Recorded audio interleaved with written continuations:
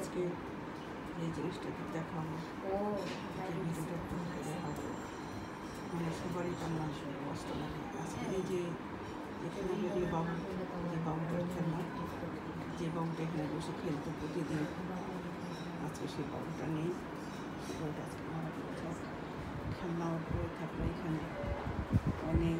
এই বাবা মা কী করে সব সহ্য করবে? এই বাবু দুটো বাবা মা আর সন্তান যেন কষ্ট পায়।